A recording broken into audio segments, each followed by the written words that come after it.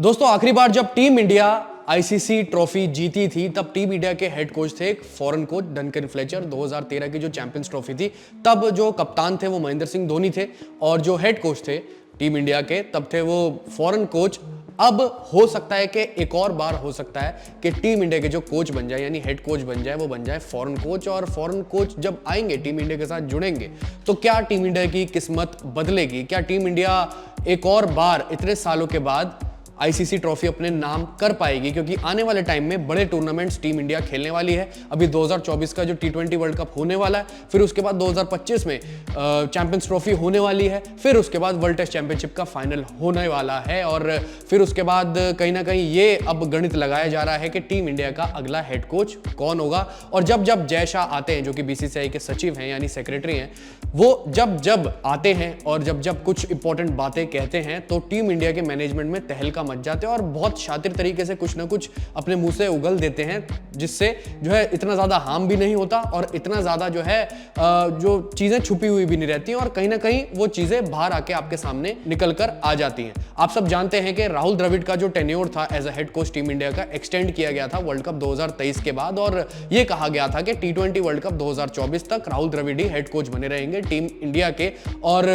For obvious reason Rohit Sharma कप्तान रहेंगे और रोहित शर्मा वैसे भी टीम इंडिया को जो है ऑल फॉर्मेट में लीड करते हैं, चाहे वो टेस्ट क्रिकेट की बात करो, चाहे वो T20 फॉर्मेट की बात करो। अभी T20 वर्ल्ड कप जो कि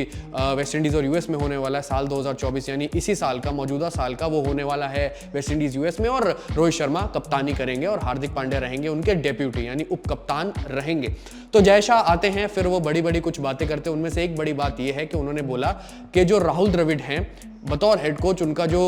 कार्यकाल होगा यानी जो टेन्योर होगा वो होने वाला है खत्म और वो खत्म हो जाएगा जून 2024 में T20 वर्ल्ड कप 2024 के बाद। अब उन्होंने एप्लीकेशंस भी जारी कर दिए। उन्होंने कहा कि देखो उसके बाद जो है एप्लीकेशन आप सबके सामने जारी हो जाएगी, जिसको अप्लाई करना है वो अप्लाई कर सकता है। और बहुत से ऐसे नाम हैं जिनके बारे में हम बाद में बात जरूर करेंगे और तब तक आपको बने रहना होगा कि वो कौन से नाम ऐसे हो सकते हैं और कुछ चौंकाने वाले नाम भी होंगे दोस्तों जिनके बारे में हम बात करेंगे। सबसे पहला नाम अगर आप राहुल द्रविड़ की ही बात कर लें जो अभी मौजूदा टीम इंडिया के हेड कोच हैं, वो तो खैर अभी रेस्ट पर चल रहे हैं क्योंकि आईपीएल चल रहा है और राहुल द्रविड़ अपनी फैमिली के साथ बढ़िया तरीके से वक्त तो बिता ही रहे हैं, पर लेकिन साथ ही साथ आप एक इंपॉर्टेंट चीज की तरफ ध्यान दें तो जून में हो जाएगा उनका कार्यकाल खत्म राहुल द्रविड़ का। अब इस चीज से दिक्कत होगी रोहित शर्मा को क्योंकि नवंबर 2021 से ये दोनों की जोड़ी साथ में जो है चीजों को मैनेज कर रही है। उसके बाद इतनी टेस्ट सीरीज हुई तो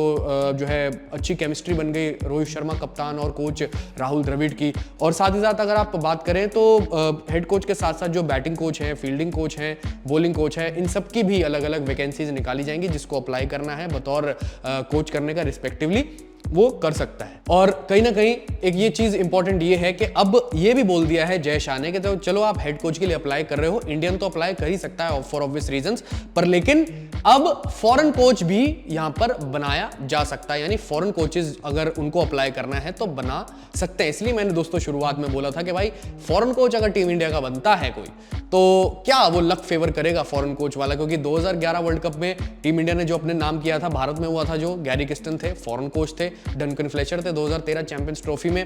वैसे तो जॉन राइट के साथ उनकी जोड़ी थी पर लेकिन वो भी अपने नाम हुआ था। अब अगर फॉरेन कोच बनता है, क्योंकि एप्लीकेशन में तो ये सब क्लियर कर दिया है जय शाह ने कि भाई कोई रिस्ट्रिक्शन नहीं है, इंडियन भी बन सकता है, फॉरेन भी बन सकता है, पर उनकी वो एलिजिबिलिटी क्राइटेरिया पे बहुत कुछ चीजें डिपेंड करती हैं और साथ ही साथ बहुत कुछ चीजें डिपेंड करती हैं कि उनका एक्सपीरियंस क्या है, क्या कुछ कहता है। उसके बारे में हम आगे बात करेंगे, नामों के बारे में जो मैंने कंक्लूड करे हैं इस समय। पर लेकिन वही बात है, अगर आप राहुल द्रविड़ की और बातें देखें जो उन्होंने कही हैं जय शाह ने, उनमें से जो कुछ बड़ी बातें हैं वो एक तो यही है कार्यकाल वाली कि कार्यकाल उनका जून में खत्म हो जाएगा और राहुल द्रविड़ अगर उनको अप्लाई करना है दोबारा, वैसे तो राहुल द्रविड़ ने बोल दिया था जब उनका जो पहले टेन्योर वर्ल्ड कप 2023 के बाद खत्म हुआ था, उन्होंने कहा था कि मैं इंटरेस्टेड नहीं हूं अप्लाई करने में। और अब अगर राहुल द्रविड़ चाहते हैं अप्लाई करने में हेड कोच की पोजीशन, वो अप्लाई कर सकते हैं, इस चीज के लिए आवेदन वो कर सकते हैं फिर से। और अगर नहीं चाहते तो वो उनकी मर्जी है। वैसे बीसीसीआई ने ये पूरे तरीके से इस मामले में कंपल्शन नहीं करी है कि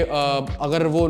उनको बिल्कुल हटा ही दिया जाएगा, वो चाहते हैं तो वो कर सकते हैं, क्योंकि उनका टेन्योर काफी अच्छा रहा है और जो चीज से उनके भाग लगे हैं, जो चीज से उनकी अच्छी रेपुटेशन बनी है वो वर्ल्ड कप 2023, क्योंकि लगातार 10 मैचों में रोहित शर्मा और कोच राहुल द्रविड़ की जो जोड़ी थी उन्होंने टीम इंडिया को मैचेस जितवाए थे, उनका योगदान था बहुत सारा, माइंडसेट बहुत डिपेंड करा था, तो ये बड़ी बातें हैं। पर एंड में जो भी कुछ डिसीजन होगा, जो भी डिसीजन लेना होगा वो लेगी CAC यानी क्रिकेट एडवाइजरी कमेटी होगी, वो एंड में डिसीजन लेगी। और साथ में ये भी बात कही है कि टीम में सीनियर खिलाड़ी हैं जैसे कि विराट कोहली, रोहित शर्मा, जसप्रीत बुमराह और ऋषभ पंत, इनको भी ध्यान में रखकर इनसे भी कुछ सलाह मशवरा कर वो चीज डिसाइड होगी और